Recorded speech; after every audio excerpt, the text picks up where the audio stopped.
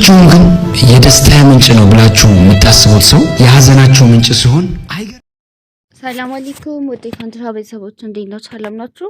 ትላንትና እንግዲህ 700 ብዬ ርዕስ ለጥፌላችሁ ነበረ። ግን ቪዲዮውን አልሰማችሁ መሰለኝ። አንድ ልጅ ኮሜንት ላይ 700 ያልሽው ምንድነው? የታለ ውሸት? አንድ ኮሜንት ምናምን እንደዛ ይቻላል። እና እኔ የሌለ ነገር አልጽፍም። ቪዲዮ ረዝሞብኝ ቆርጬው ነው ተናግሬ ነበር። ቪዲዮ ለነገ ምሪቱን ቆርጠዋለሁ። ምሪቱን ነገ ይዤላችሁ እመጣለሁ። ቪዲዮ ስለረዘመ ከ8 ደቂቃ እንዲያልፍ አልፈልግም። ለምን እንዳታክቱ ተሰሙ ማለት ነው። እሺ፣ አመሰግናለሁ ምርጦችዬ። በደንብ ላይክ አድርጉ። ቪዲዮን ከመስማታችሁ በፊት ላይክ አድርጉልኝ ውዶቼ። ቤት ሳቆም ለምደ ቤት ማሰሪው ትላላችሁ። ቤት ስለቅ ደግሞ ላይክ አታደርጉም። ለምርጦቼ ላይክ አድርጉ፣ አበረታቱን። በቃ ሀዬ ወደ ገደለው ልግባ። 700 ሺህ ብር ቦታ ብያችሁ ነበር። ይሄው ምሪቱን ይዤላችሁ መጥቻለሁ። ይሄው አዲሱ ምሪት የወኮቻ ላይ ይዤላችሁ ዘጭ ብያለሁ። መግዛት የምትፈልጉ ተመልከቱ ቦታው። ይሄው ቃል በገባሁ መሰረት 700 ሺህ ብር ነው። ካሬው 150 ነው። ኮምቦልቻ ከተማ። እሺ አሁን ደግሞ ወደ ቤቶች፣ ቀጣይም ደግሞ ሌላ ምሪት አሳያችኋለሁ። ማለት በርበሬ ወንዝ ሙሉ ለሙሉ ትላንትም ቃል ገብቼላችኋለሁ። እሱን አሳያችኋለሁ። እሺ ይሄኛው ቤት ደግሞ ታዩታላችሁ በቪዲዮ በፎቶም አለ። 150 ካሬ ነው። የቡልኬት ቤት ነው። ዋጋው 8.5 ነው። ትላንትና እንደው 8 ነጥብ የሚባለውን ነገር አታውቂውም የሚል አንድ ኮሜንት አይቼ ነበር። ጠንቅቄ ነው የማውቀው። አረብ ሀገር ነኝ እኮ ያለሁት። ሀብታም በሆንን ቁጥር ነጥቦችን እናውቃለን መቼም። ያስ አረብ ሀገር ሆኜ መቼም ድሃ አልሆንም። ብሬን በደንብ ከያዝኩኝ በደንብ ነው የማውቀው ነጥብን። የስ ብራችሁን በደንብ ያዙ። አረብ ሀገር ሆነን ድህነት ነጥብ አይቻል አቅም አይባልም። ሀብታም ሆኑ። ሰምታችኋል።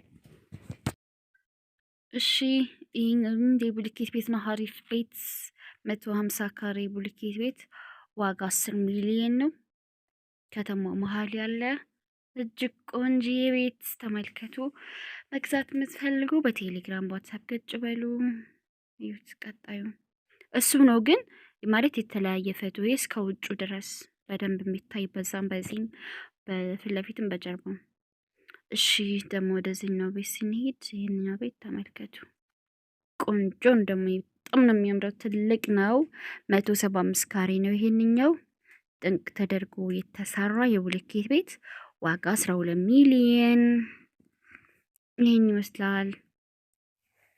አቅም ያላችሁ በቴሌግራም በዋትስአፕ ካች በሉ። እሺ ውዶች፣ አቅም የሌለው ደግሞ ቦታውን መግዛት ነው፣ መሬቱን መግዛት። አቅም ያለው ደግሞ እንደዚህ አሪፍ ቤት ፎጭ አድርጎ ይገዛል ማለት ነው። ወደ ቀጣይ እናምራ። ወደ በርበሬ ወንዝ እንሂድ ማለት ነው። እሺ ደግሞ የባለፈው ምሪት ምን ደረጃ እንደደረሰ ላሳያችሁ ምርጦችዬ። ግን እዚህ ጋር ከዛም በፊት የሆነ ነገር ልንገራችሁ እና ብዙ ጊዜ የሆነ ምሪት አዲስ ሲመራ በአካባቢው ከቤቶችም ርቆ ስለሚመራ ያው ብዙ ጊዜ ተናግሬያለሁ። ምሪት ማለት ከከተማ ውጭ ነው። ፈጽሞ ከተማ ውስጥ ምሪት ብሎ ነገር የለም። ምክንያቱም ከተማ መሀል ባዶ ቦታ የለም። ከተማ መሀል ባዶ ቦታ ካለ ኳስ ሜዳ በስ ይሄ ነው ያለው። ስለዚህ ኮምቦልቻ ቦታ ተመራ ማለት ኮምቦልቻ ከተማ መሀል አይደለም፣ ከከተማ ውጭ ነው። ኬምሴም ደሴም የትም ቦታ ይሁን እዛ ሀገር ቦታ ተመራ ማለት በዛ ሀገር ስም ስለሚጠራ እንጂ ከተማ መሀል አይደለም። እኛ ብዙ ጊዜ እንደዚህ ቦታ ሲመራ ይሁን ባለፈው ሳቀርብላችሁ ምን ነበር ያለችሁት? ወይኔ ፈንድሻ አኔ መቼ ነው የሚለማ? እልም ገጠር እኮ ነው፣ ከከተማ እኮ በጣም ሩቅ ነው እንጂ እገዛው ነበረ። ያ አላህ ስንት ሰው ነው እንደዛ ያለው? ጀግኖች ግን ገዝተውኛል። እነ ዜድ ምናምን ገዝተዋል። ማሻአላህ ሉቤ፣ ዜድ፣ ዚክራዬ፣ ሌላ ማን የገዛው? ፈጡም አረ ብዙዎች ገዝተዋል። ስለዚህ እንደዛ ያላችሁ ተመልከቱ። አሁን ላይ ምን ላይ ነው ያለው? ተመልከቱ። ይሄው ቤት በቤት ሆነ። እንግዲህ እንደተመራ ገዝታችሁ በሆን ምን ያህል ባተረፋችሁ። አሁን ላይ ስንት እንደገባ ተመልከቱ። ደግሞ የሚገርመው ቪላ ነው እየሰሩበት ያለው። ደስ የሚለው ትንሽ ነው የእንጨት ቤት ያለው። ቢስሚላ ማሻአላ ላይ ጨምርላቸው። አዲስ የተመራው ምሪት ነው።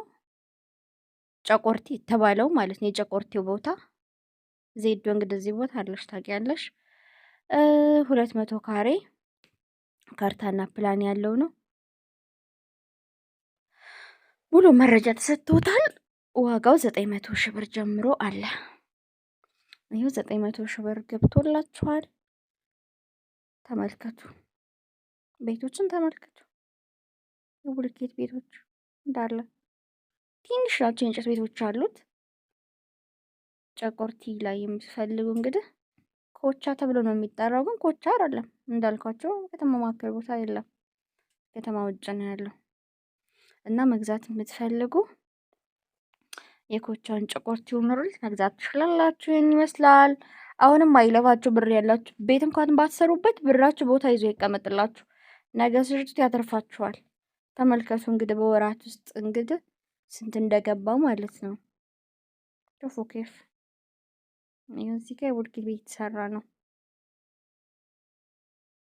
እና እናንተ ብቻ አይደላችሁም። እኔ ራሱ እንደዚህ ወጣ ያለ ቦታ የዛሬ 4 ዓመት ታስታውሳላችሁ? ከሚሴ 400 ሺህ ብር ጀምሬ ያቀረብኩት ቦታ ባዛ ከጊራጋዶስ ወደ ላይ የተበራው ቦታ ያ ቦታውን ከ400 ሺህ ብር ጀምሮ ነበር የዛን ጊዜ።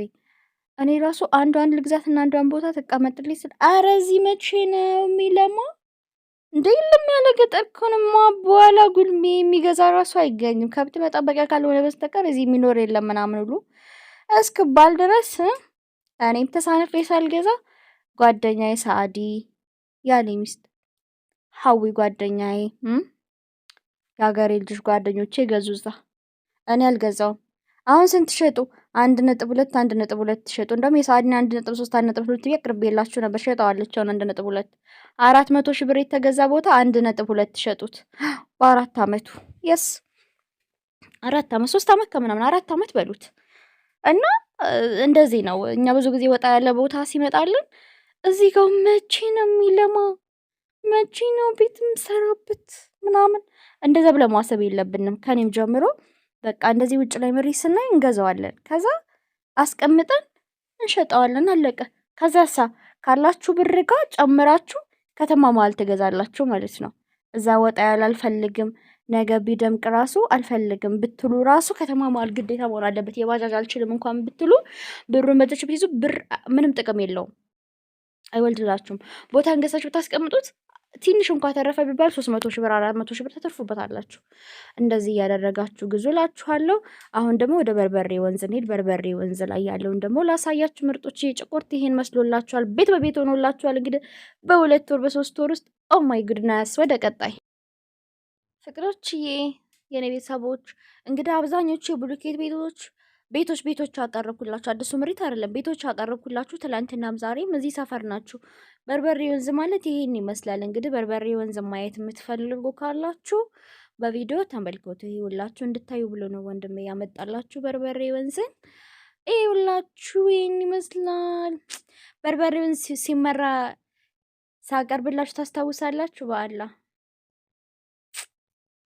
አይደለም እናንተ፣ እኔ ራሱ ቆጭቶኛል። የዛን ጊዜ ገዝቼ ቢሆን ወይኔ ዛሬ በቃ ከስደት ተገላግዬ ነበር። ዛሬ ብሸጠው የዛን ጊዜ ገዝቼ። እስኪ በርበሬውን ሲመራ ጀምሬ ሳቀርብ ያላችሁ የድሮ ፋሚሊዎቼ በአላ እኔ ነበርኩኝ ይሄን ያህል ብለሽ ነበር ያቀረብሽው እያላችሁ አስቀምጡልኝ። በርበሬውን ሲመራ ጀምሬ ነው እንግዲህ እኔ በርግጥ ከዛ በፊት ነው የጀመረው፣ ግን በርበሬውን ሲመራ በስነ ስርዓት አቅርቤላችኋለሁ። ማስታወሻ ልስጣችሁ። ወንዙ ዳር ያለው እንደውም የዛን ጊዜ ስንት ነበር የሚሸጠው አስታውሱ። ወንዙ ዳር ያለው በጣም ርካሽ ነበረ፣ ቅናሽ ነበረ። ከዛ እሱን ስትሉኝ ሀታ እምቢ አትገዙም። እሱን ወንዝ ሲሞላ ከባድ ነው ወንድሜ ራሱ እዛ እንሸጥላቸውም አይሆንም እያለ ነበር ማለት ነው። እስኪ የዛን ጊዜ ጀምራችሁ ያላችሁ ፋሚሊዎች ድሮ